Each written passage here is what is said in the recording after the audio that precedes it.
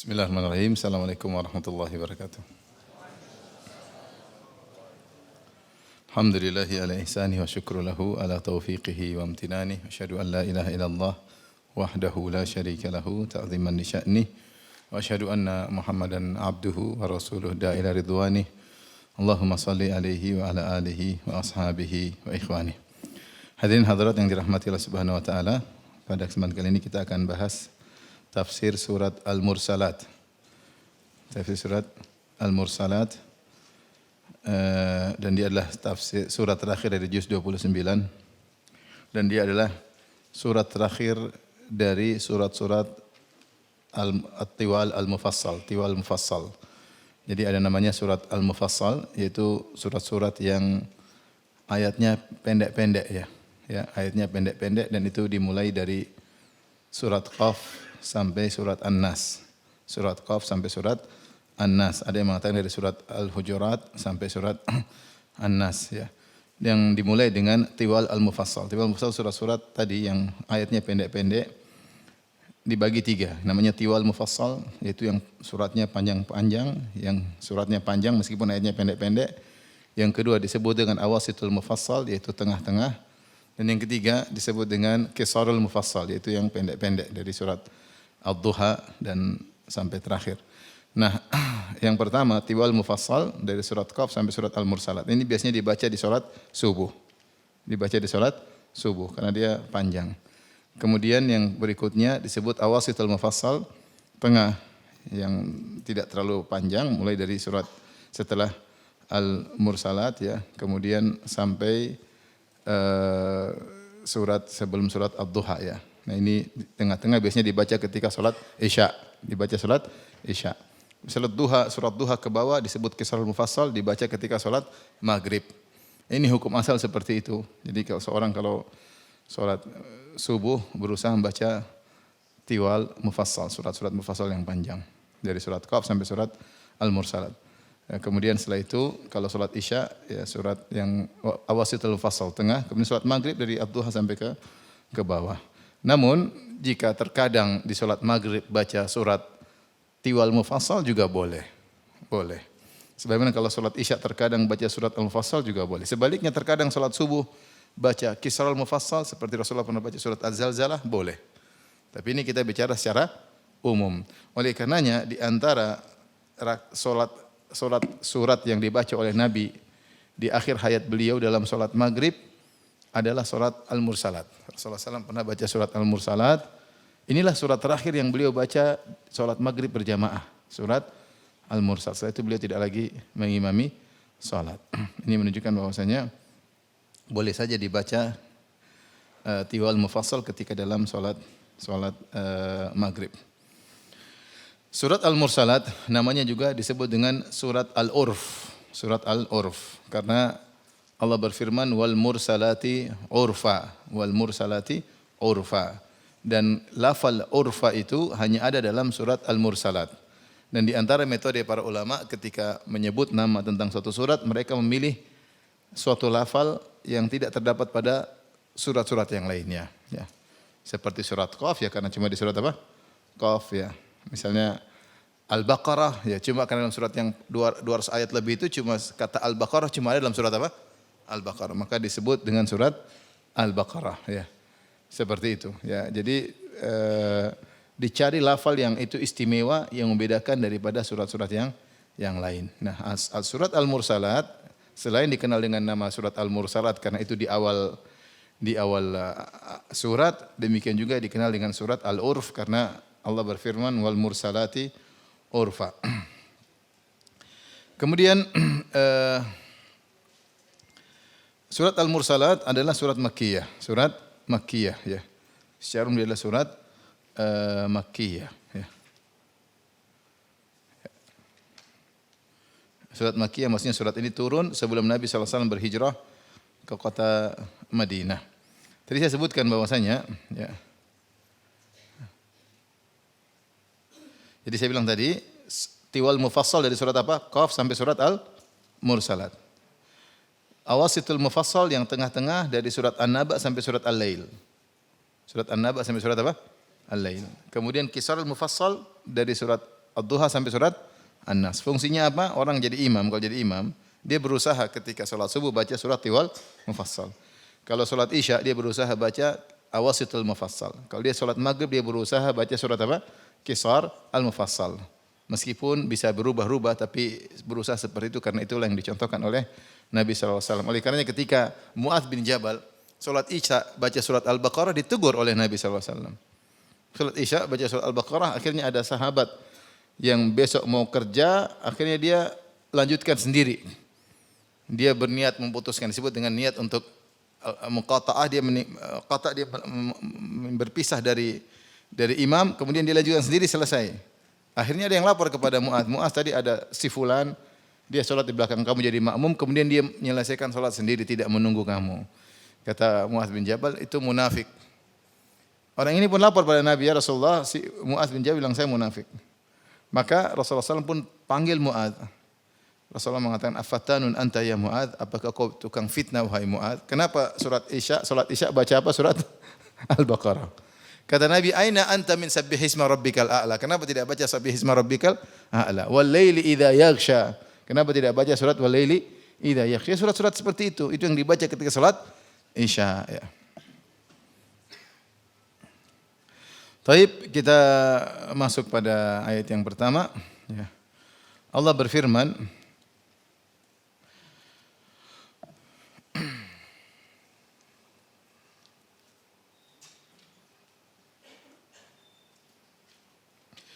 wal mursalati urfa fal 'asifati asfa wan nashirati nashra fal fariqati farqa fal mulqiyati dzikra. 5 ayat berturut-turut. 5 ayat berturut-turut. Maka Allah bersumpah dengan al-mursalat, kemudian setelah itu dengan al-asifat, an-nashirat, al-fariqat, al-mulqiyat, ya. Ini 5 hal yang Allah sebutkan. Maka di sini ada khilaf di kalangan para ulama. Ada yang mengatakan bahwasanya ini Allah berbicara tentang angin, Ada yang mengatakan Allah berbicara tentang malaikat. Jadi wal mursalat maksudnya adalah demi malaikat yang membawa kebaikan. Kalau diartikan dengan malaikat. Sebagian ulama mengatakan maksudnya adalah angin. Wal mursalat maksudnya demi angin yang dilepaskan oleh Allah Subhanahu wa taala membawa kebaikan. Ya. Angin terkadang membawa apa? Kebaikan. Ya. Jadi ada 2 metode. Kalau kita artikan dengan malaikat, maka wal mursalati urfa maksudnya demi malaikat yang diutus membawa kebaikan. Fal asifati asfa demi malaikat yang terbang dengan kencangnya. Wan nashirati nashra demi malaikat yang menyebarkan rahmat Allah seluas-luasnya. Fal fariqati farqa demi malaikat yang membedakan antara hak dan yang batil dengan sejelas-jelasnya. Fal mulqiyati dzikra demi malaikat yang menyampaikan wahyu Allah Subhanahu wa taala. Ini tafsiran yang pertama, diartikan ini adalah Allah sedang bersumpah dengan malaikat dan sifat-sifatnya, ya. Tapi kalau kita artikan dengan angin maka berbeda lagi. Bisa kita katakan misalnya wal mursalati urfa demi angin yang dihembuskan dengan bawa kebaikan, fal asifati asfa demi angin yang bertiup dengan kencang, ya ini kita kalau artikan dengan apa? Angin. Wan nashirati nashra demi angin yang menyebarkan kebaikan, karena dengan angin maka terjadi misalnya perkawinan di antara tumbuh-tumbuhan dan dia merupakan tanda misalnya mau turunnya hujan dan macam-macam, ya. Ya. Dan ini ada metode yang ketiga, kata sebagian ulama, sebagian berbicara tentang angin, sebagian berbicara tentang malaikat. Ketika Allah berfirman wan nashirati nashra fal fariqati farqa fal mulqiyati dzikra, ini tentang malaikat. Karena enggak ada yang menyampaikan, angin tidak disebut dengan menyampaikan zikir. Yang menyampaikan zikir atau peringatan adalah para malaikat. Intinya 5 ayat pertama ini terkait apakah bersumpah dengan malaikat ataukah bersumpah dengan angin, ya.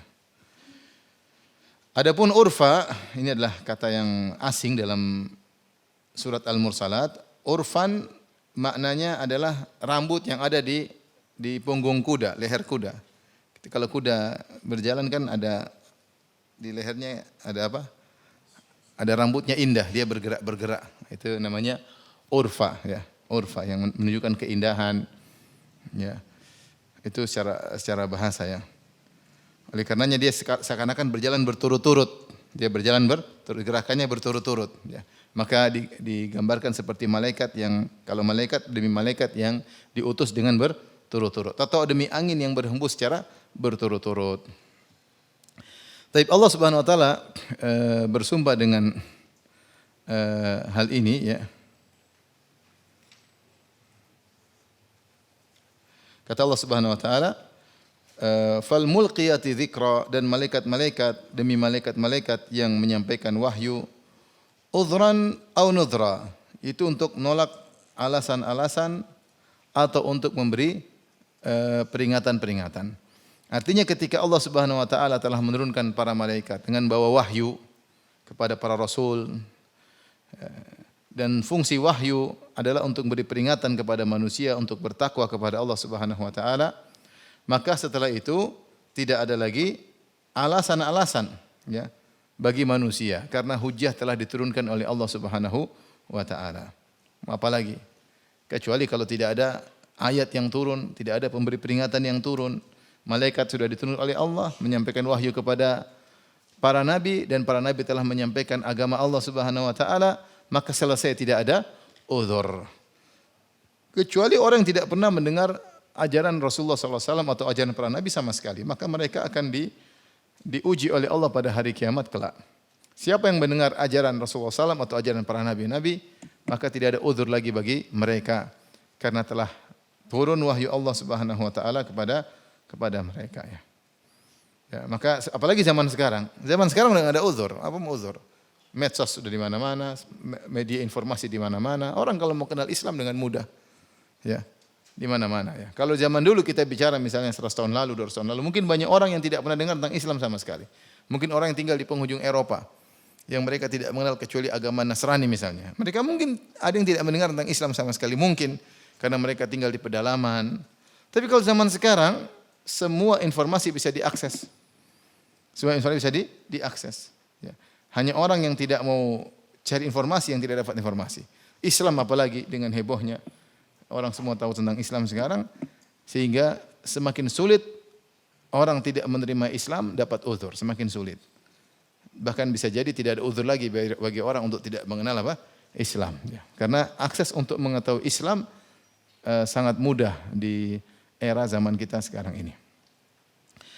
Allah bersumpah itu semua untuk menekankan satu pernyataan Allah. Kata Allah, innama tu'aduna lawaqi'. Sungguhnya apa yang dijanjikan kepada kalian pasti terjadi. Jadi wal mursalati urfa, fal asifati asfa, wan nasyirati nashra, fal fariqati farqa, fal mulqiyati dzikra. Udhran aw nudhra, ini semua rentetan sumpah. Demi malaikat, demi malaikat, demi malaikat, atau demi angin, demi angin, demi angin, demi. Tidaklah seorang bersumpah kecuali untuk menekankan satu pernyataan. Iya atau tidak? Demi Allah saya akan begini. Demi Allah saya akan, demi ini saya akan begini, ya. Maka tidaklah Allah membawa sumpah ini kecuali untuk tujuannya untuk menekankan suatu pernyataan. Pernyataan yang dimaksud adalah Allah berfirman, innama tu'aduna lawaqi'. Sungguhnya apa yang dijanjikan kepada kalian pasti terjadi. Ini suatu peringatan. Bayangkan surat ini surat Makkiyah, turun ketika Nabi masih di Makkah dan Nabi bacakan didengar oleh orang Quraisy. Innama tu'aduna lawaqi'. Sungguhnya apa yang dijanjikan kepada kalian, wahai orang-orang Quraisy, wahai orang-orang kafir, akan terjadi. Apa yang dijanjikan akan terjadi hari kiamat. Akan terjadi tiupan sangkakala. Manusia akan dibangkitkan kembali. Kemudian disidang oleh Allah Subhanahu wa taala. Ada balasan neraka bagi kalian. Ini semua akan terjadi. Semua akan terjadi. Kemudian Allah jelaskan, di antara yang dijanjikan kepada kalian adalah tentang peristiwa terjadinya hari kiamat. Maka Allah mulai menjelaskan tentang kondisi hari yang sangat dahsyat tersebut. Hari yang seharusnya ditakutkan oleh semua orang. Allah menyuruh kita takut dengan hari kiamat. Kata Allah, ya ayuhan nasu taqu rabbakum inna zalzalatas saati syai'un azim. Wahai manusia sekalian, bertakwalah kepada Rabb kalian, sungguhnya gempa, goncangan yang terjadi pada hari kiamat kelak sangatlah dahsyat. Yauma tarawunaha tadhalu kullu murdi'atin amma arda'at. Hari yang di mana kalian akan menyaksikannya, ketika itu setiap wanita yang menyusui dia akan meninggalkan anaknya. Kita tahu wanita yang menyusui dia sangat perhatian sama anaknya. Itu pun dia akan melepaskan anaknya ketika itu. Sampai ada kejadian saya baca menyedihkan ketika seorang ibu, peristiwa kapal tenggelam kalau enggak salah di Mesir. Kapal tenggelam, ada seorang yang selamat. Dia cerita dia melihat seorang ibu ketika mau tenggelam dia susuin dulu anaknya. Kemudian mereka tenggelam bersama. Tapi di saat yang genting tersebut dia masih menyusui apa? Anaknya. Artinya betapa luar biasa seorang ibu sayang kepada anaknya. Tapi kalau hari kiamat enggak, dia akan tinggalkan anaknya. Ya, dia akan tinggalkan anaknya. Tadhalu kullu murdi'atin amma arda'at. Wanita yang menyusui akan meninggalkan anaknya. Wa tada'u kullu dzati hamlin hamlaha, dan wanita yang mengandung akan keguguran. Wa taran nasa sukara ma hum bisukara walakin adzaballahi syadid. Kau lihat manusia berjalan bergoyang-goyang seakan-akan mereka mabuk, namun ternyata mereka tidak mabuk, akan tapi azab Allah sangat-sangat pedih. Maka itu hari yang sangat dahsyat yang kata Allah yauma yaj'alul wildana syiba, hari yang dimana kalau anak-anak bertemu dengan hari tersebut maka rambut mereka akan putih. Saking takutnya maka keluarlah hormon yang bisa membuat rambut mereka menjadi apa? Putih. Saking dahsyatnya hari tersebut. Maka dalam surat Al-Mursalat ini Allah sebutkan di antara kondisi kejadian hari tersebut. Kata Allah, fa idzan nujumu tumisat. Maka apabila bintang-bintang dihapuskan, wa idzas samaa'u furijat, dan ketika langit terbelah, wa idzal jibalu nusifat, ketika gunung-gunung dihancurkan menjadi debu, wa idzar rusulu uqitat, ketika rasul-rasul telah ditetapkan waktunya, ya, ditanyakan kepada mereka li ayyi yaumin ujjilat, sampai hari apakah ditangguhkan azab orang-orang kafir tersebut? Li yaumil fasal, nanti mereka dibalas di yaumil fasal, pada hari persidangan, pada hari keputusan. Wa ma adraka ma yaumul fasli, tahukah kalian apa itu hari keputusan? Ini dalil bahwasanya di antara nama hari kiamat adalah yaumul fasl. Karena disitulah diputuskan mana yang hak, mana yang batil. Tapi di sini Allah menggambarkan sebagian kondisi hari kiamat yang kata Allah innama tu'aduna lawaqi'.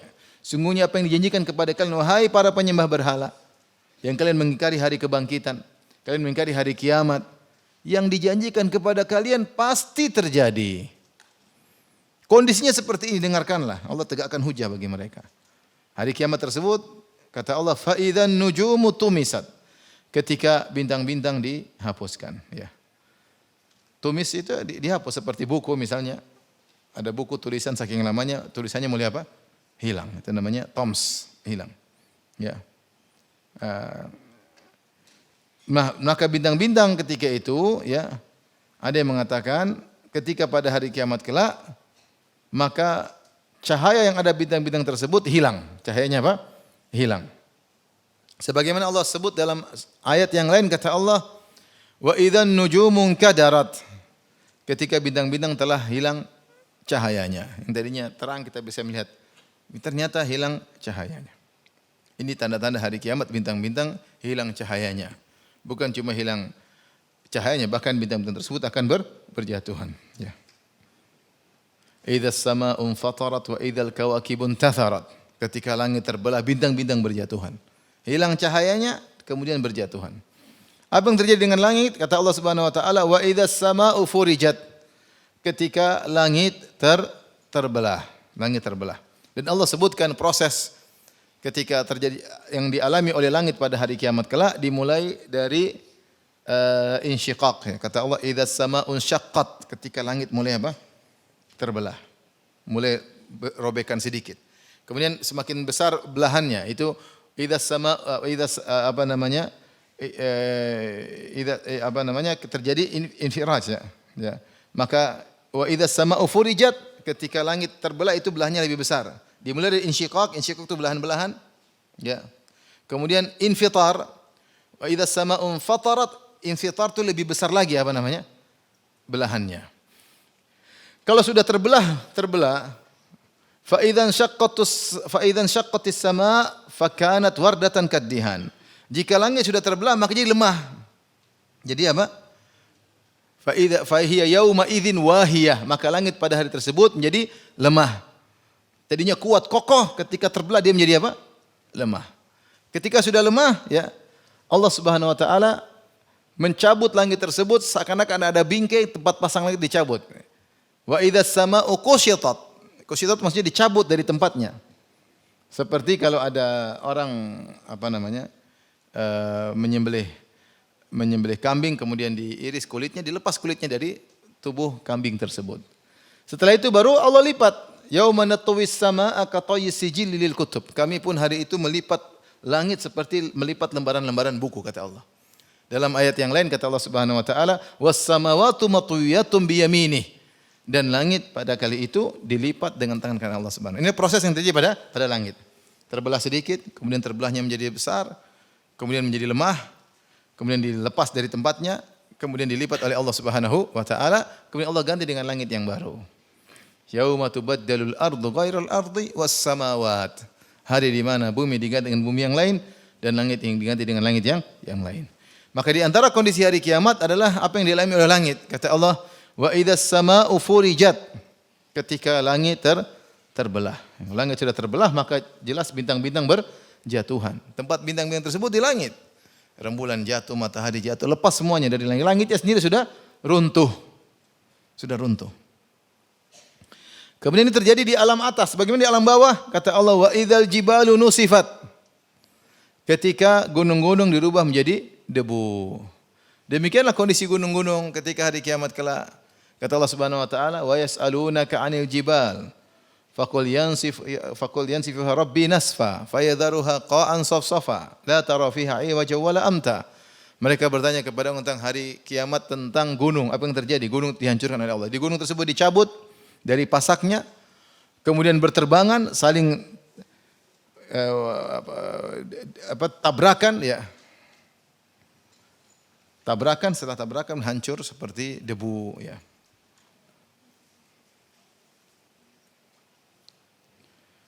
Allah mengatakan fakanat saroba, maka seperti fata morgana. Jadi hancur habis gunung-gunung. Yang tadinya mungkin gunung batu besar tiba-tiba meledak jadi debu-debu yang berjatuhan. Kalau gunung-gunung di tanah air kita biasanya gunung-gunung pasir, ya tidak? Makanya diambilin pasirnya dijual. Tapi kalau gunung di Arab Saudi, gunungnya batu gede. Batu gede, Gunung Uhud itu batu gede. Itu batu nanti tercabut ke langit kemudian berjalan, ya. Wa takunul jibalu kal ihnil manfush. Jadilah gunung-gunung seperti buluh yang diterbangkan, ditiup angin. Terbang di udara. Kemudian tabrakan, kemudian meledak jadi debu berterbangan. Gunung yang kokoh tersebut akan hancur. Setelah itu Allah berfirman, wa idzar rusulu uqitat. Dan apabila para rasul-rasul telah ditetapkan waktunya, yaitu ditetapkan waktunya untuk dikumpulkan dengan audiens pada hari kiamat kelak. Masing-masing akan ditanya. Para rasul akan dikumpulkan, ditunda, akan dikumpulkan dengan umatnya pada hari kiamat untuk ditanya. Audiens akan ditanya, "Madza ajabatumul mursalin?" Apa yang kalian katakan atas seruan para nabi? Apa sambutan kalian ketika didakwahi oleh para nabi? Allah akan bertanya. Semuanya akan dikumpulkan, para rasul dengan umatnya. Para sembahan dengan sembahannya. Makanya saya bilang yang paling miris ketika Nabi Isa alaihissalam dikumpulkan dengan umatnya. Kemudian Allah bertanya kepada Nabi Isa, "Anta qulta lin-nasi ittakhiduni wa ummiya ilahaini min dunillah?" Wahai Isa, apa kau pernah berkata kepada umatmu, jadikanlah aku dan ibuku Tuhan-Tuhan selain Allah? Maka Nabi Isa berlepas diri. Aku tidak pernah menyuruh seperti itu. Ma qultu lahum illa ma amartani bihi. Aku tidak pernah berkata kepada mereka kecuali yang kau perintahkan kepadaku. Ani'budullaha rabbi wa rabbakum. Sembahlah Allah, Rabbku dan Rabb kalian. Wa kuntu alaihim syahidan ma dumtu fihim. Falamma tawaffaitani anta kuntar raqiba alaihim wa anta ala kulli syai'in syahid. Waktu aku bersama mereka, aku tahu bagaimana kondisi mereka. Tapi setelah kau angkat aku, ya Allah, engkau yang lebih tahu tentang kondisi mereka. Bayangkan bagaimana kondisi umat Nasara ketika dihadapkan dengan Tuhan yang mereka sembah, ternyata Tuhan tersebut berlepas diri dari mereka. Jadi akan ada hari pertemuan. Allah berfirman, "Yauma yajma'ullahu ar-rusula fayaqulu madza ujibtum?" Qalu la ilma lana innaka anta 'allamul ghuyub. Hari di mana Allah kumpulkan para rasul. Lalu Allah bertanya kepada para rasul tersebut, "Madza ujibtum?" Apa jawaban umat kalian kepada kalian? Para rasul dengan tawaduknya berkata, "La ilma lana, kami tidak tahu ya Allah, innaka anta 'allamul ghuyub." Engkau yang lebih tahu tentang masa depan, tentang hal gaib. Ya. Maka disidang antara para rasul dengan umatnya, disidang. Para rasul ditanya, "Madza ujibtum?" Apa jawaban umat kalian kepada kalian? Para audiens ditanya, umat, madza ajabtumul mursalin? Apa jawaban kalian kepada seruan para nabi? Dan itu diperlihatkan di padang mahsyar, pertemuan yang sangat dahsyat, pertemuan para rasul dengan umatnya. Maka Allah berfirman di sini, wa idzar rusulu uqitat, ketika para rasul ditunda waktunya, li ayyi yaumin ujjilat, dikatakan kepada mereka sampai hari apakah ditangguhkan adab orang-orang kafir tersebut? Allah jawab, li yaumil fasli, ditunda nanti pertemuan para rasul dengan para nabi dan mereka akan diadab pada hari kiamat. Yang Allah sebutkan pada surat Al-Mursalat, hari kiamat disebut dengan yaumul fasl, yaitu hari keputusan. Kenapa disebut hari keputusan? Karena Allah datang li faslil qada, untuk memulai persidangan antara seluruh yang terjadi, antara manusia dengan manusia yang lain, antara rasul dengan umatnya. Maka hari tersebut dikenal dengan yaumul fasl, hari keputusan. Setelah itu Allah bertanya, wa ma adraka ma yaumul fasli? Tahukah engkau apakah itu hari keputusan? Itu pertanyaan ini biasanya kan untuk menunjukkan dahsyatnya hari tersebut. Seperti al-qari'ah, mal qari'ah. Al-qari'ah, tahukah engkau apa itu al-qari'ah? Sama seperti ini. Li yaumil fasli, wa ma adraka ma yaumul fasl? Seperti inna anzalnahu fi lailatul qadar. Wa ma adraka ma lailatul qadar. Itu di antara uslub metode Allah untuk membuat suatu terasa dahsyat adalah dengan bertanya. Bertanya tentang hari tersebut. Li yaumil fasli, akan ada siksaan kepada mereka ketika di hari keputusan. Apa itu hari keputusan? Wa ma adraka ma yaumul fasli? Tahukah engkau apa itu hari keputusan? Hari tersebut, sebagaimana kita ketahui, ketika manusia dibangkitkan pada hari kiamat kelak, kemudian matahari diturunkan dalam jarak 1 mil, kemudian manusia dalam kondisi kepanasan, keringat bercucuran, semua manusia berdiri, ya, yauma yaqumun nasu rabbil alamin, semuanya berdiri, tidak ada yang duduk, tidak ada yang tidur. Maka di antara nama hari kiamat namanya yaumul qiyamah, hari berdiri, manusia berdiri lama sekali, bertahun-tahun. Ya, di hari yang satu hari seperti 50.000 tahun. Untuk mereka berdiri, mereka menanti kapan datangnya Allah Subhanahu wa taala. Li faslil qada, untuk mulai persidangan, untuk segera al-fasl, segera memberi keputusan. Akhirnya manusia pun ketika Allah tidak datang-datang sementara kondisi sangat genting, mereka datang kepada para nabi minta untuk memberi syafaat. Sebagaimana kita tahu dalam hadis yang panjang tentang hadis syafaat. Mereka datang kepada Nabi Adam, kata Nabi Adam, saya dulu melanggar. Disuruh tidak boleh mendekati suatu pohon, saya makan. Kata Nabi Adam, pergilah kepada Nabi yang lainnya. Saya pernah melanggar. Pergilah kepada Nabi Nuh. Kemudian mereka pergi kepada Nuh. Nabi Nuh juga minta uzur. Kata Nabi Nuh di antaranya, aku telah berdoa dengan suatu doa yang Allah tidak perintahkan aku untuk berdoa dengan doa tersebut. Apa doa Nabi Nuh? Allah sebut dalam surat Nuh, kata Rabbi la tadhar 'alal ardi minal kafirin dayyara. Innaka in tadharhum yudhillu ibadaka wa la yalidu illa fajiran kafara. Yang maknanya Allah, binasakanlah semua orang kafir. Nabi Nuh berdoa seperti itu. Karena kenapa Nabi Nuh berdoa seperti itu? Karena Allah sudah sampaikan kepada Nabi Nuh, lan yu'mina min qaumika illa man qad aman, fala tabta'is bima kanu yaf'alun. Kata Allah, sungguhnya tidak akan beriman kepada engkau wahai Nuh kecuali yang sudah terlanjur beriman, sekitar 80 orang. Setelah Nabi Nuh berdakwah 950 tahun, yang beriman kepada dia cuma berapa orang? 80 orang. Ketika Allah menyampaikan sisanya tidak bakalan beriman, Nabi Nuh berdoa, ya Allah binasakan mereka. Di sini Nabi Nuh menyesal pada hari kiamat kelak. Dia menganggap ini dia berdoa padahal Allah tidak melarang dia berdoa dengan doa tersebut. Dan Allah juga tidak menyuruh dia berdoa dengan doa tersebut, tapi dia berdoa. Sehingga ini dijadikan uzur oleh dia, saya pernah berdoa yang Allah tidak perintahkan. Pergi kepada yang lain. Jadi semua nabi ketika itu sudah tidak ada yang mau, semuanya mengingat kesalahan yang pernah dia lakukan atau suatu hal yang mungkin tidak lebih utama untuk dilakukan. Lebih utama Nabi Nuh tidak usah berdoa menurut Nabi Nuh, tapi Nabi Nuh berdoa padahal doa tersebut tidak diperintahkan oleh Allah Subhanahu wa taala. Oleh karenanya Ibnu Taimiyah rahimahullah punya pembahasan bagus tentang doa itu ibadah. Kita enggak boleh doa sembarangan. Doa itu ibadah ya. Termasuk mendoakan orang kafir pun tidak sembarangan. Ya, sampai para ulama khilaf, bolehkah melaknat orang kafir secara ta'yin? Allah melaknatmu secara ta'yin, secara person-person. Ini pun khilaf. Kalau secara umum boleh, laknatullah al-Yahudi wan Nasara. Semoga melaknat Yahudi Nasrani boleh. Tapi kalau si fulan, bolehkah? Ini ada pembahasan. Ada pembahasan. Fala'natullahi 'alal zalimin. Allah melaknat orang-orang zalim. Terus kita bilang ini zalim, laknat Allah kepada engkau. Apakah boleh? Kalau orang muslim enggak boleh kita melaknat secara person. Kalau orang kafir, apakah boleh melaknat secara person? Ada khilaf di kalangan para ulama, namun yang benar boleh. Namun yang benar apa? Boleh. Cuma para ulama khilaf untuk menunjukkan bahwa tidak sembarang kita berdoa ya. Ada yang tanya sama saya kemarin, Ustaz, ini ada orang zalim sama saya, Ustaz. Dia minta inilah, menghina saya lah. Boleh enggak saya doain biar dia mampus? Saya bilang, enggak usah lah, berdoa saja. Ya Allah, hukumlah dia yang dia pantas untuk mendapatkannya. Khawatir kita doa berlebihan.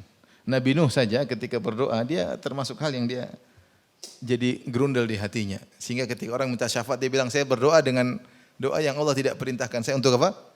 Berdoa. Ya. Apalagi yang zalim dia orang muslim. Gitu. Ya Allah, mampuskan dia, patahkan lehernya ya Allah. Ternyata dia meninggal, dia punya anak kecil, ada jandanya, repot. Udah berdoa saja, ya Allah, hukumlah dia dengan yang dia berpantas untuk mendapatkannya. Terus saya bilang lagi kedua, bisa jadi kalau kau tidak sabar kau minta dihukum dia sekarang. Secara hukum boleh aja. Cuma bisa jadi mengurangi pahalamu, saya bilang. Mengurangi apa? Pahalamu. Udahlah.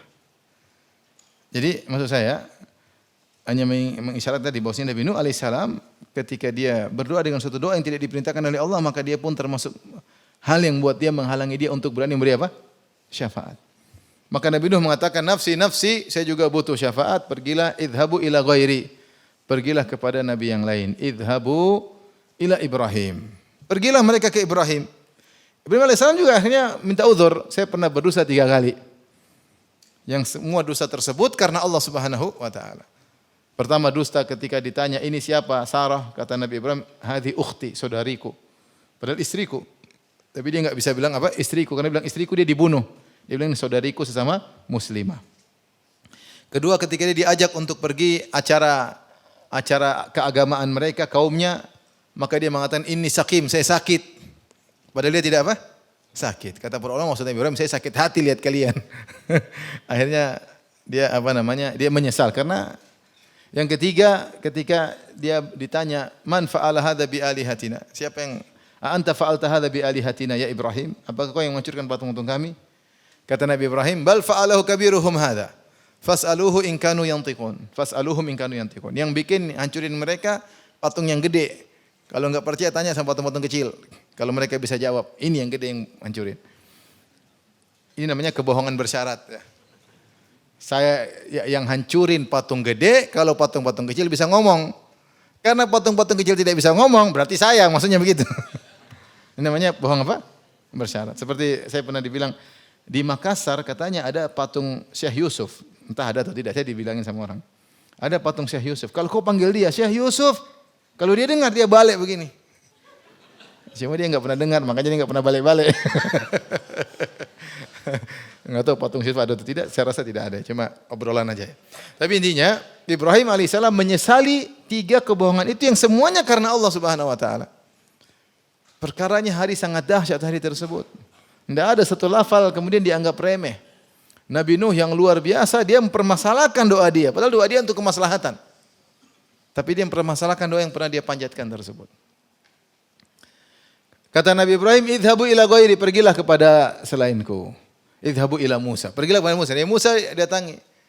Ya Musa, lihatlah bagaimana kondisi kami. Allah belum datang juga untuk memutuskan perkara sementara seperti ini. Ama tara ma balagha bina, tidak kau lihat apa yang kami alami, ya. Panas terik, keringat bercucuran.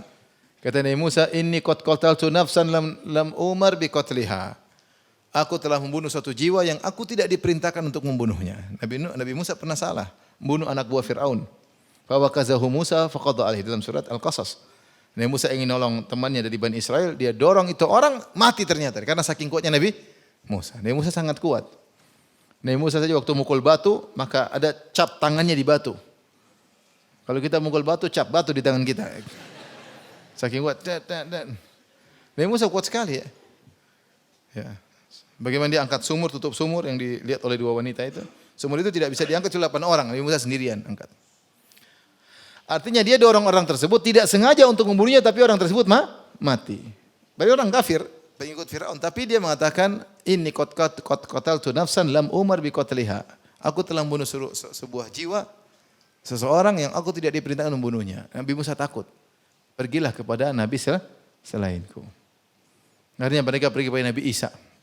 Nabi Isa tidak menyebut uzur sama sekali. Tapi dia merasa tidak pantas, dia bilang pergilah ke Muhammad. Ada yang lebih afdal mungkin ya Allah alam ya. Dia bilang pergilah ke Muhammad. Hamba yang telah diampuni dosa yang terlalu maupun yang akan datang. Nabi Muhammad pun sujud di bawah arsy Allah Subhanahu wa taala. Kemudian Nabi Muhammad memuji Allah Subhanahu wa taala, kata Nabi, "Fayuftahu alayya min mahamid la uhsinahal an." Maka pada saat itu aku sujud dan aku memuji Allah dengan pujian-pujian yang aku belum diajari sekarang. Nabi tidak mampu memuji Allah dengan yang seharusnya karena Allah begitu agung, lebih hebat daripada yang diketahui oleh Nabi. Makanya Nabi mengatakan la uhsi thana'an alaik.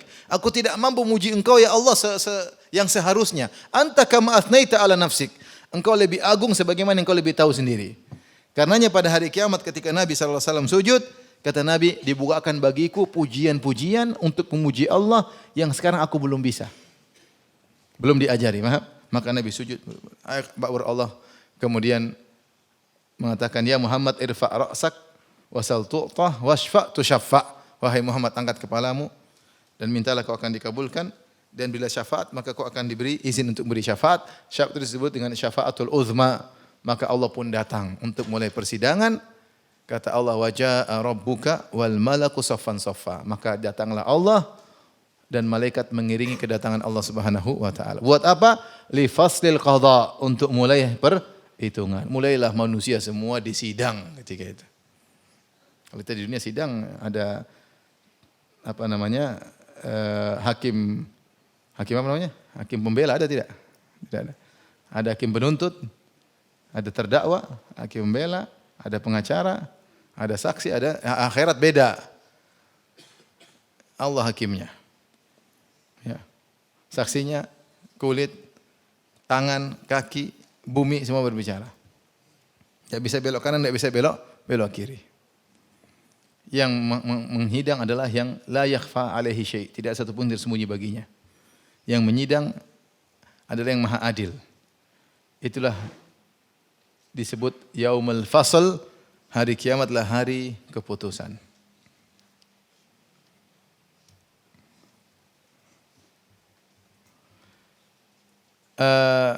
Setelah itu Allah berfirman, wa ma adraka yaumul fasl, tahukah engkau apa itu hari keputusan?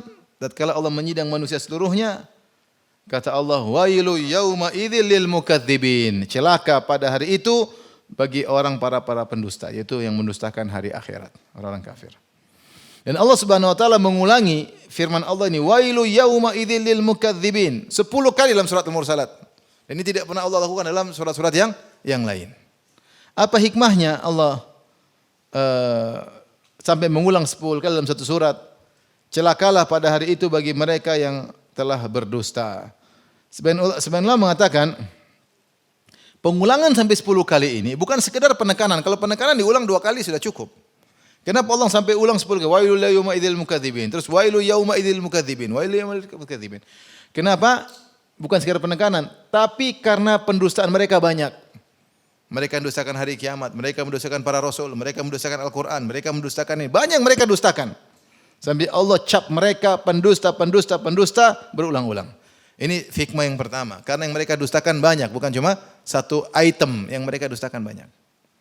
Yang kedua, untuk menunjukkan bahwasanya setiap kedustaan yang mereka lakukan, ancamannya tersendiri. Karena Allah Maha Adil. Tidak sama orang kafir yang maksiatnya 5 dengan orang kafir yang maksiatnya 100. Tidak sama. Jangan bilang kamu sudah terlanjur kafir sekalian aja. Rugi kan sama-sama masuk neraka, mending sekalian aja. Enggak ada sekalian. Sekalian semakin parah ke nerakanya, paham? Tidak sama. Tidak sama orang kafir yang budi pekertinya luhur dengan orang kafir yang koruptor, kemudian penjahat, kemudian tidak sama. Tidak sama kisahnya di akhirat. Allah Maha Adil. Makanya sebagaimana surga bertingkat-tingkat, neraka juga darokat, bertingkat-tingkat ke bawah. Tidak sama, tidak satu tingkatan. Maka Allah mengatakan, wailu yauma idzil lil mukadzibin. Celakalah pada hari itu bagi orang para pendusta. Tapi apa yang dimaksud dengan wail? Wail ada beberapa pendapat di kalangan para ahli tafsir. Ada yang mengatakan wail maksudnya ancaman. Wail secara bahasa maksudnya celaka. Artinya apa? Celaka, celaka kamu, celaka kamu. 10 celaka bagi para pendusta. Ada yang mengatakan wail adalah ismu wadin fil jahannam. Wadin fi jahannam. Wadin fi jahannam. Wail adalah lembah di neraka jahannam. Karena neraka jahannam itu bukan cuma dataran saja, ada lembahnya, ada gunungnya. Makanya ketika Allah, sudah kita bahas kemarin, ketika Allah mengancam Al-Walid ibn al-Mughirah yang mengatakan Al-Quran itu adalah perkataan Muhammad, in hadza ila qaulul bashar, ini perkataan manusia, kata Allah, sa'urhiquhu sa'uda. Aku akan menyiksa dia dengan sa'uda, disuruh naik. Yaitu dia akan disiksa Walid bin Mughirah dengan disuruh naik gunung yang panas di neraka jahanam. Kita naik jari-jarinya lepas tapi dia disuruh manjat dengan susah payah. Nah, ada orang disiksa untuk naik gunung seperti juga dalam hadis kata Nabi sallallahu alaihi wasallam, man qatala nafsahu, atau barang siapa yang melemparkan dirinya dari gunung untuk mati, bunuh diri, maka dia akan disiksa pada hari kiamat dengan melemparkan dirinya dia juga dari gunung. Berarti di neraka ada gunung, paham? Di neraka juga ada lembah. Di antaranya neraka wail itu lembah. Lembah itu ada yang mengatakan isinya semua kotoran penghuni neraka semua ke situ. Nanahnya, darahnya, eeknya semua. Semua kotoran busuk lari ke lembah terus kamu disuruh berenang di situ. Tentunya mengerikan. Ini pendapat sebagian apa? Sebagian ulama. Wail lembah tempat terkumpulnya berbagai kotoran, cairan dari kemaluan penghuni neraka, nanah, darah semua terkumpul yang sangat busuk, kemudian manusia disiksa di situ. Allah alam bisawab, tapi intinya Allah mengancam kecelakaan bagi orang ini. Setelah itu Allah berfirman, alam nuhlikil awwalin. Allah ngajak mereka untuk apa? Berfikir orang musyrikin tersebut. Alam nuhlikil awwalin, bukankah kami telah membinasakan orang-orang terdahulu? Tsumma nutbi'uhumul akhirin, kemudian kami binasakan lagi yang setelahnya. Ya. Azab. Kita yang meninggalkan dari Firaun binasa zaman dulu. Kemudian selanjutnya ada yang kalian tahu, misalnya kaum Nuh, itu kejadian heboh. Sejarah diketahui oleh orang Quraisy. Kisah Firaun diketahui oleh orang Quraisy saking hebohnya. Kisah Nabi Nuh diketahui oleh orang Quraisy karena saking hebohnya. Kemudian kaum siapa? Kaum setelah itu Allah susulkan lagi dengan kaum Ad. Kemudian Allah susulkan dengan kaum Samud. Seterusnya. Makanya Allah mengatakan, alam nuhlikil awwalin, bukankah kami telah membinasakan orang terdahulu? Kemana perginya Fir'aun dengan kesombongannya? Kemana perginya Nuh dengan apa? Kesombongannya. Ya. Nuh kisahnya heboh. Orang-orang musyrikin tahu. Nuh duluan, kemudian Allah susulkan jauhnya dengan kaum apa? Kaum Ad, kaum Samud, ya. Baru kemudian apa? Di antaranya juga kaum Nabi Lut, ya. Nabi Lut, baru kemudian Nabi Musa, kaum apa? Fir'aun. Ini semua rentetan hancurnya umat-umat terdahulu diketahui oleh orang-orang kafir Quraisy. Terlebih lagi masih ada sisa-sisa bekas siksaan mereka seperti kaum Ad dahulu bisa diketahui tempatnya. Kaum Samud, Al-Hijr diketahui oleh orang Quraisy. Kemudian kaum Nabi Lut dihancurkan juga ada bekas-bekasnya dahulu masih terlihat. Sehingga mereka tahu, apalagi Fir'aun juga diketahui. Maka seakan-akan Allah mengatakan, ya,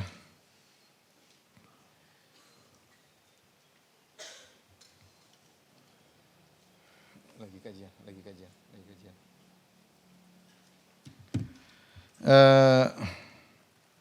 Seakan-akan Allah mengatakan, kalian juga akan binasa wahai kaum Quraisy. Sebagaimana umat-umat terdahulu kami telah binasakan, kemudian kami susulkan dengan umat setelahnya, kalian pun juga bisa dibinasakan. Jadi jangan sombong. Kemana perginya Fir'aun yang begitu hebat? Sudah binasa. Kemana perginya kaum Ad yang sombong dengan tubuhnya yang kuat? Sudah binasa. Kemana perginya kaum Samud yang sombongnya luar biasa? Semua binasa. Banyak kerajaan-kerajaan runtuh, raja-rajanya hancur. Sudah binasa. Ya. Maka kalian yang cuma kerajaan kecil Quraisy, cuma di kota Mekah, tidak mau hancur gampang. Gampang. Setelah itu Allah ajak mereka untuk berfikir lagi. Ya. Bahwasanya sebagaimana kebinasaan telah menimpa umat terdahulu akan juga menimpa kalian. Setelah itu Allah ingatkan mereka agar tidak sombong dan agar percaya sama hari kiamat. Alam nakhluqkum mimma immahin. Bukankah kami telah menciptakan kalian air yang hina, air mani? Faja'alnahu fi qararin makin. Lalu kami menjadikan kalian ke dalam rahim yang kokoh. Ila qadarin ma'lum, sampai kadar waktu yang telah ditentukan. Faqadarna fa ni'mal qadirun, lalu kami tentukan bentuknya dan kamilah sebaik-baik yang menentukan bentuknya. Wailu yauma idzil lil mukadzibin, celakalah bagi para pendusta. Di sini Allah ingatkan lagi agar mereka renungkan. Kalian sombong, kalian tuh kenapa mengingkari hari kiamat? Bukankah kalian dulu air mani? Dari tidak ada menjadi air mani, menjadi manusia. Dari air yang hina kemudian menjadi manusia. Kalau Allah mau bangkitkan lagi mudah. Allah bangkit lagi mudah. Sebagaimana menciptakan kalian mudah, ada proses dari air mani menjadi manusia. Bukan proses kimia luar biasa. Air mani, tahu-tahu jadi apa? Manusia. Ya. Wa daraballahu mathalan, kata Allah, wa nasiya khalqah. Qala man yuhyil 'idhama wa hiya ramim. Ya. Ada seorang terbuat dari air mani, dia lupa bahwa dia diciptakan dari air mani, nasiya khalqa, dia lupa penciptaannya, tiba-tiba dia berkata, man yuhyil 'idhama wa hiya ramim. Siapa yang bisa menghidupkan kembali tulang-tulang sementara tulang-tulang sudah hancur? Ya. Qul yuhyi alladzi ansha'a awwala marrah. Yang bisa menghidupkan tulang-tulang ini kembali adalah yang pernah menciptakannya pertama kali. Wa daraba lana mathalan wa nasiya khalqa. Wanita orang ini wa daraba lana mathalan wa nasiya khalqa. Dia buat perumpamaan pada kami, dia lupa dengan penciptaannya. Demikian manusia. Ya. Fa idza huwa khasimun mubin, tiba-tiba dia menentang Allah Subhanahu wa taala. Tercipta dari air mani yang hina. Dia bilang, bagaimana tulang belulang sudah hancur bisa tumbuh kembali? Kau lupakah kau berasal dari air mani? Untuk bikin kamu menjadi manusia mudah kembali, cuma berasal dari air mani yang hina bisa menjadi apa? Manusia. Apalagi Allah yang sudah pernah menciptakan manusia dari tidak ada menjadi ada, apalagi sekedar tulang belulang mau dihidupkan kembali, sangat mudah bagi Allah Subhanahu wa taala. Di sini Allah ingatkan kepada mereka agar tidak sombong dan agar ingat tentang proses penciptaan mereka. Dari air mani kemudian berubah jadi manusia. Nah, untuk membangkitkan mudah kembali.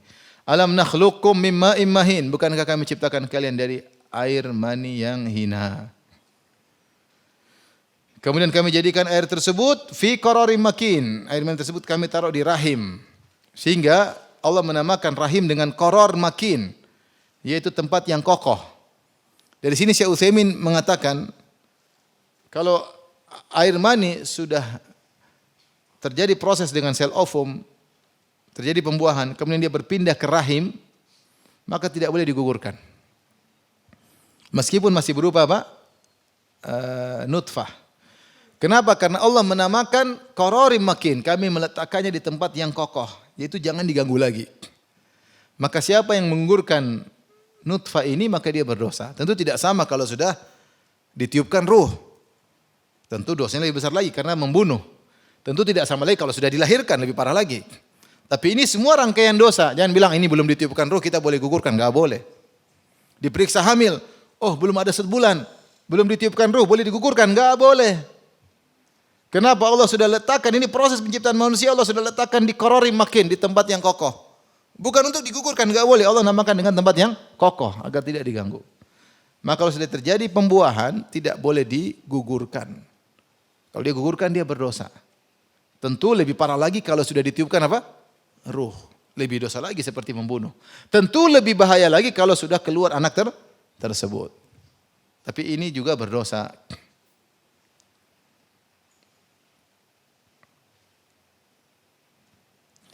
Kata Allah Subhanahu wa taala, mimma immahin, dari air yang hina karena memang hina, keluar dari kemaluan. Kita aja jijik kalau melihatnya, ya. Kita kalau ada kita bersihkan, kalau ada di tubuh pakaian kita bersihkan, tidak enak dilihat orang karena itu air yang hina. Keluar dari tempat kencing sama, ya, dari kemaluan. Air yang hina, ya. Agar seorang ketika sudah memiliki kemampuan jangan lupa diri. Jangan lupa diri. Ya. Kata Allah, faqadarna fani'mal qadirun, dan kami pun memberikan bentuk kepadanya dan kami sebaik-baik yang menentukan, ya. Di sini Allah mengatakan kami, dan biasa Allah mengungkapkan Allah dengan apa? Kami. Inna nahnu nazzalna dzikrat. Kami yang menurunkan Al-Qur'an dan kami akan menjaganya. Kata Allah, fa idza qara'nahu fattabi' qur'ana. Jika kami bacakan, maka ikutilah bacaannya. Jadi Allah Subhanahu wa taala terkadang menyebut Allah dengan kami sebagai bentuk pengagungan. Sebagaimana kita bahasa Indonesia, kami yang ini, padahal bukan berarti kami terkadang maksudnya satu, tapi dalam rangka untuk apa? Pengagungan. Seperti kita bilang sama orang antum, harusnya kan anta kan? Tapi antum itu jumlah jamak plural tapi untuk mengagungkan. Fa ni'mal qadirun, ya. Dan Allah Subhanahu wa taala yang mengatur itu semuanya kepada embrio ini, ya. Diatur bagaimana prosesnya saya menjadi manusia, diatur takdir-takdirnya, ajalnya, rizkinya, laki-laki atau perempuan, bagaimana bentuknya, kapan keluarnya, semua yang atur Allah Subhanahu wa ta'ala. Ini semua menakjubkan wahai orang Quraisy. Tidak kalian sadar dari air mani kemudian diatur sampai hampir keluar jadi manusia dengan instrumen tubuh yang begitu lengkap yang berasal cuma dari air mani saja. Maka mudah bagi Allah untuk membangkitkan kembali.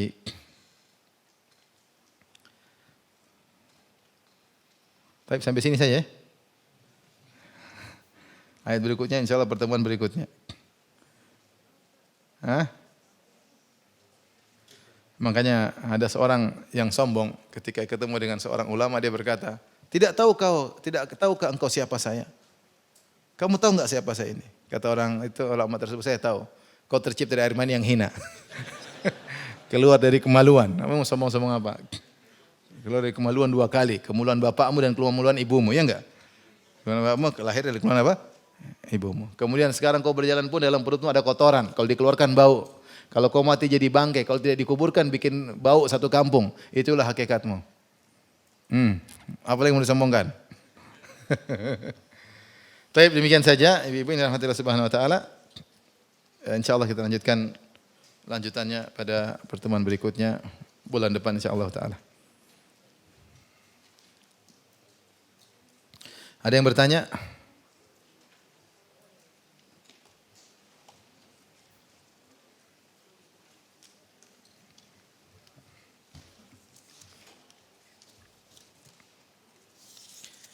Ustaz, setiap musibah yang menimpa kita karena dosa. Tapi kenapa para nabi dan rasul ujian dan musibahnya sangat keras dan besar padahal mereka maksum? Ya. Ujian secara umum bisa jadi karena dosa, bisa jadi karena untuk menambah apa? Derajat. Ya. Bisa jadi karena dosa, bisa jadi karena menambah apa? Derajat. Makanya Nabi Allah Subhanahu Wa Taala mengatakan, atau Nabi Sallallahu Alaihi Wasallam ketika ditanya, siapakah orang yang paling ayun nasi asyaddu bala'an, orang yang paling berat ujiannya. Maka Allah Subhanahu Rasulullah berkata, asyaddun nasi bala'an al-anbiya, orang yang paling berat ujiannya para nabi. Thumma salihun, orang-orang saleh. Thumma al-amsal fal-amsal, kemudian seterusnya dan seterusnya. Kata Allah, kata Nabi, yubtala rajulu ala qadri imanihi. Seorang diuji berdasarkan kadar apa? Imannya. Ini menunjukkan bahwasanya iman itu diuji untuk naik apa? Derajat. Seperti juga firman Allah Subhanahu wa taala, Alif Lam Mim, ahasiban nasu ayyutraku ayyaqulu amanna wa hum la yuftanun. Apakah manusia dibiarkan mengucapkan mengaku-ngaku kami telah beriman lantas tidak diuji? Walaqad fatanna alladziina min qablihim. Sungguh kami telah menguji orang sebelum mereka. Fala ya'lamanna Allahu alladziina shadaqu, agar kami tahu mana yang imannya benar, wala ya'lamannal kadzibin, agar kami tahu juga mana iman yang tidak benar. Oleh karenanya di antara fungsi ujian adalah untuk meningkatkan apa? Derajat. Selain itu Allah sebutkan juga dalam ayat-ayat yang lain bahwa ujian juga diakibatkan dosa. Kata Allah Subhanahu wa taala, "Ma asabakum min musibatin fabima kasabat aydikum wa ya'fu an katsir." Tidak ada musibah yang menimpa kalian kecuali akibat dosa yang kalian lakukan. Allah juga berfirman, "Ya, ma asabaka min sayyi'atin famin nafsik." Apapun musibah menimpamu karena dosa yang kau lakukan. Allah juga berfirman, "Qul huwa min indi anfusikum." Sungguhnya dosa yang menimpa, musibah yang menimpa kalian adalah dari diri kalian sendiri. Dari sini kita tahu bahwasanya musibah terkadang karena dosa, terkadang karena untuk meningkatkan apa? Derajat. Kalau para ulama diuji, Kita bilang insya Allah untuk meningkat apa? Derajat. Tapi kalau model-model kita ini biasanya karena dosa. Gimana ibu-ibu enggak banyak dosa? Suka ngeyel sama suami, ngangkat suara. Emang enggak punya dosa? Kita ini semua punya dosa. Kalau kita kena musibah ya udah kita banyak istighfar. Tapi kalau seorang pun diuji karena dia berdosa, kalau dia sabar maka otomatis dosanya gugur dan imannya bertambah. Otomatis. Tapi kalau ketika diuji dia tidak sabar, dia ngamuk-ngamuk, itu musibah belum tentu menghilangkan dosa dan bahkan semakin berburuk apa? Imannya. Maka kalau kita terkena musibah kita dua pilihan, ingin dosa dihapus, tinggi derajat, bersabar. Ya, tapi kalau kita tidak bersabar justru semakin maksiat. Kata Nabi SAW, laisa minna man darabal khududa wa syaqqal juyuba wa da'a bid'awal jahiliyah. Bukan dari golongan kami. Kalau terkena musibah, tampar-tampar pipi, robek-robek baju, seru dengan menyuruh seruan jahiliyah, itu bukan dari golongan kami. Ini musibah semakin menambah apa? Dosa.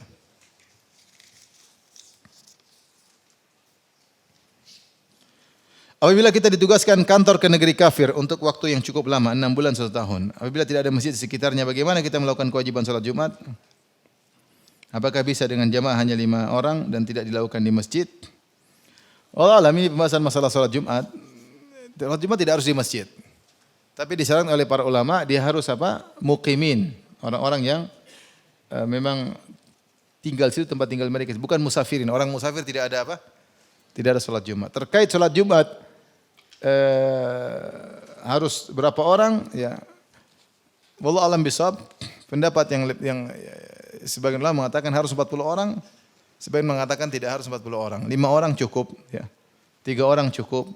Maka tidak ada salahnya jika memang sama teman-teman tinggal lama di sana atau ada orang-orang Islam di sana, ya, yang tinggal di sana bukan lagi musafir tapi dia mukim.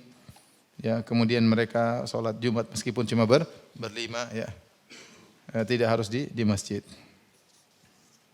Tapi kalau bisa ada masjid meskipun agak jauh, siapkan diri untuk sholat di sana.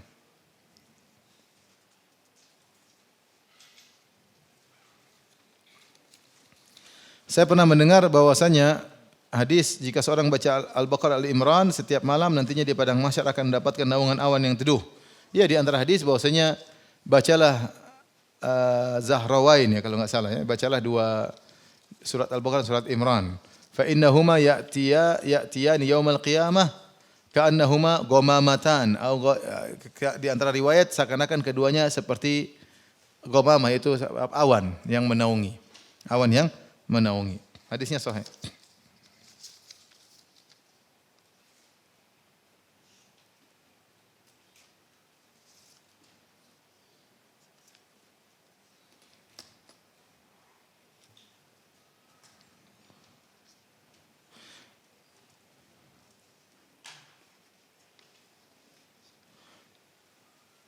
Saya ingin bertanya luar kontak. Saya punya kakak perempuan yang statusnya janda. Saat ini mantan suaminya sedang koma di rumah sakit.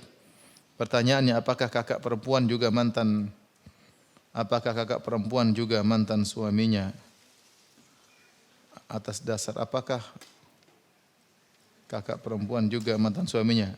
Atas dasar kemanusiaan? Maksudnya apa?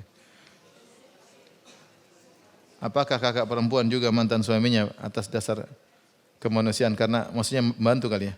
Karena anak kandung dari beberapa istri tidak mau menjaga bapaknya dikarenakan masa lalu bapak dan ibunya. Sementara satu orang anak yang peduli sama bapaknya sedang menyusun skripsi yang tidak bisa ditinggalkan. Oh iya, kakak perempuan saya ini tidak mempunyai anak dari mantan. Bagaimana maksudnya? Apakah boleh kakak menjaga intinya? Oh.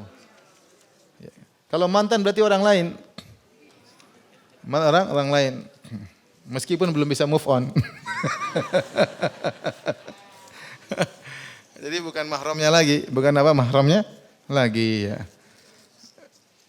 Berbeda kalau darurat. Kalau apa? Darurat, ya. Kalau darurat ya lain cerita. Siapapun boleh jaga, ya. Boleh bersentuhan. Kalau darurat boleh, seperti dokter sama pasien meskipun lawan jenis, itu darurat. Ya. Kalau dia bisa, repot kalau jaga lagi, ya. Jaga lagi. Nanti sentuh, saya takut aja, ya. Kecuali kalau darurat boleh, tidak ada yang mau jaga kecuali dia, ya sudah, mau apa lagi. Tapi apakah sudah sampai derajat apa? Darurat. Kan nanti berdua-duaan, berkholwat. Kalau udah koma udah nggak bisa apa-apa ya. Tapi mudah-mudahan tidak mengapa kalau memang tidak ada yang jaga lagi kecuali dia sebagai atas rasa kemanusiaan. Meskipun belum move on ya. Kalau tidak ada lagi, maksudnya ini benar-benar darurat, tidak ada lagi yang mau jaga, tidak jadi masalah. Yang penting dia menjaga apa? Dirinya. Ini darurat. Darurat tidak sama dengan kondisi biasa. Intinya dia itu wanita bukan mahramnya sang lelaki. Tidak halal baginya untuk bersentuhan. Tidak halilnya untuk memandang lama-lama, apalagi memandang dengan rasa cinta dan syahwat, tidak boleh. Tapi kalau darurat lain cerita. Enggak ada yang jaga, mau apa lagi? Kita bantu sama manusia.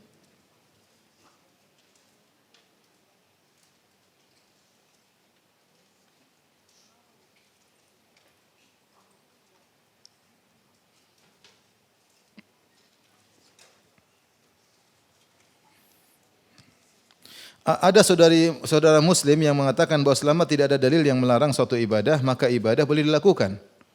Ini enggak boleh. Kalau tidak kita ibadah sembarang nanti. Rasulullah tegur, ada yang bilang saya mau pingin puasa lagi, Rasulullah tegur. Kamu yang bilang pengen puasa setiap hari, tidak boleh. Kamu yang bilang tidak mau nikah gara-gara untuk ibadah, Rasulullah tegur. Kamu yang bilang salat malam tidak tidur, Rasulullah tegur. Berarti Rasulullah apa? Larang. Ada sahabat yang nyembelih kambing sebelum sholat id karena niatnya baik supaya bisa dibagi sebelumnya, Rasulullah tegur. Kata Rasulullah, syatu ka syatu lahmin. Sembelihanmu yang kau sembelih sebelum sholat id hanya kambing biasa, bukan kambing apa? Korban. Ya. Dan intinya kalau pintu ibadah dibuka dengan bikin kreasi sendiri, ya kita bisa bikin kreasi aja sendiri-sendiri. Jadi tawaf jangan 7 putaran, 6. 5 ya misalnya. Kalau tidak sekarang zaman dulu beda zaman dulu tawaf paling 15 menit selesai. Sekarang padat sudah kita korting jadi 3 misalnya. Melihat situasi dan apa? Kondisi. Terus gimana ya? Mari kita bikin, dulu saya pernah ditanya, "Ustaz, adakah salat berbakti sama orang tua?" Saya bilang enggak ada. Kamu salat apa aja berdoa sama orang tua. Nanti lama-lama ada yang tanya, katanya ada lama yang tanya, "Ustaz, adakah salat poligami?" Nanti nggak bikin sholat sendiri. Sholat sudah ada aturannya, nggak boleh bikin-bikin sendiri ya. Seperti saudara-saudara kita yang habis tawaf, sholat 2 rakaat. Habis sa'i, dia sholat lagi 2 rakaat. Nggak ada. Nggak ada. Sa'i, habis sa'i nggak ada. Rasulullah tidak pernah habis sa'i sholat 2 rakaat. Tahallul selesai. Ya, wa khairul huda huda Muhammad sallallahu alaihi wasallam. Sebaik-baik petunjuk siapa? Nabi sallallahu alaihi wasallam. Umroh kamu dengan umroh Nabi mana yang lebih bagus? Umroh Nabi kan, Nabi habis sa'i tidak ada sholat. Nanti orang bikin-bikin sholat ya. Kata mereka dalilnya apa? Kamu tahu gula halal, tepung halal, coklat halal. Dibikin donat kan boleh dimakan lah. Kamu nanti kan ya sudah. Kalau bilang kita bisa bilang sholat berjamaah halal ya. Ya. Kemudian misalnya sholat qobliyah halal. Kenapa kita nggak bikin sholat qobliyah ya, kalau kita mau ide-ide kayak gitu ya. Ini namanya manhaj donat. Manhaj martabak katanya martabak. Kacang halal, tepung halal, jadikan martabak kok jadi haram katanya. Sudah, azan bagus enggak? Sudah, azan bagus. Berjamaah bagus, ya kan? Nah, kita aja setiap sholat duha azan dulu, apa salahnya? Itu kan martabak seperti itu. Kenapa kita haramkan? Azan bagus enggak? Bagus. Salat duha bagus enggak? Bagus. Salat qobliyah bagus enggak? Bagus. Ya udah bikin saja adzan duha, salat duha, qobliyah duha, ba'diyah duha. Manhaj martabak namanya. Umar Abu Bakar saja ketika dikasih ide sama Zaid bin Sabit. Wahai Abu Bakar, bagaimana kalau Quran kita kumpulkan? Abu Bakar saja takut. Bagaimana saya melakukan suatu perbuatan yang Nabi tidak pernah melakukannya. Dia itu takut. Padahal itu bukan ibadah. Cuma apa? Mengkodifikasikan. Hanya sarana. Itu pun Abu Bakar takut. Sampai akhirnya Umar ngomong. Akhirnya baru dilaksanakan. Pengumpulan Al-Quran kemudian dikodifikasikan sampai di zaman Umar, di zaman Utsman ya. Tapi maksudnya mereka pun khawatir melakukan sesuatu yang tidak pernah dilakukan oleh siapa? Nabi SAW. Akhirnya sekarang kita sama ente. Kita bicara berdua mereka. Sekarang musik haram atau halal? Menurut mereka halal kan? Halal. Joget halal atau haram? Menurut mereka apa? Halal. Paham? Salawat halal atau haram? Salawat jelas disyariatkan. Kalau kita pun salawat disyariatkan. Tapi bagi mereka musik halal, joget apa? Halal. Ya udah kita salawat berjoget pakai musik di masjid. Kira-kira gimana? Ini manhaj martabak. Suruh mereka pikir. Kalau begitu caranya repot. Ustadz, apakah sholat telat mempengaruhi rezeki? Terutama sholat subuh selalu kesiangan. Semua maksiat mempengaruhi apa? Rezeki. Ya, semua maksiat mempengaruhi apa? Rezeki. Dalam hadis meskipun riwayatnya lemah, innar rajula la yuhramu minar rizqi bidzambil ladzi yusibuhu. Sungguh seorang terhalang dari rezeki gara-gara dosa yang dia lakukan. Hadis ini riwayatnya lemah, tapi maknanya dibenarkan oleh para ulama seperti disebut oleh Ibnu Qayyim dalam kitabnya Al-Jawabul Kafi, karena Allah mengatakan wa may yattaqillaha yaj'al lahu makhraja wa yarzuquhu min haitsu la yahtasib. Siapa yang bertakwa kepada Allah, Allah beri rezeki dari arah yang tidak sangka-sangka. Berarti siapa yang bermaksiat, rezekinya seret. Kalaupun rezekinya lancar, tidak berkah. Tidak apa? Berkah. Ustadz, apabila suami suka berhutang, apakah istri wajib bantu?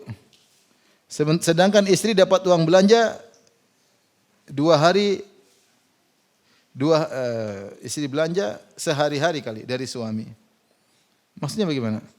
Apabila suami suka berhutang, apakah istri wajib bantu? Ya, apalagi suka berhutang, bantu dia supaya tidak berhutang. Ibu-ibu maksudnya, jadi ibu-ibu itu jangan suka maksa suami berhutang. Hutang itu boleh kalau terdesak. Kalau tidak terdesak jangan suka apa? Berhutang. Dia bilang, Abi, ganti mobil baru, Bi. Aduh, Abi enggak ada uang. Utang aja, Bi. Insyaallah biiznillah. Tawakal bisa lunas. Enggak urgen, kalau urgen enggak apa-apa. Urgen Rasul juga punya utang. Tapi kalau enggak urgen jangan bikin suami terjebak dalam apa? Berbagai macam utang. Ustaz, apakah boleh kunut nazilah dibaca pada rakaat kedua? Kunut nazilah dibaca setiap rakaat yang terakhir dan dijaharkan. Salat 5 waktu. Duhur, asar dijaharkan, ya. Dibaca di rakaat yang terakhir setelah ruku. Tapi demikian saja kajian kita. Subhanakallah bihamdik asyhadu an la ilaha illa anta astaghfiruka wa atubu ilaik. Assalamualaikum warahmatullahi wabarakatuh.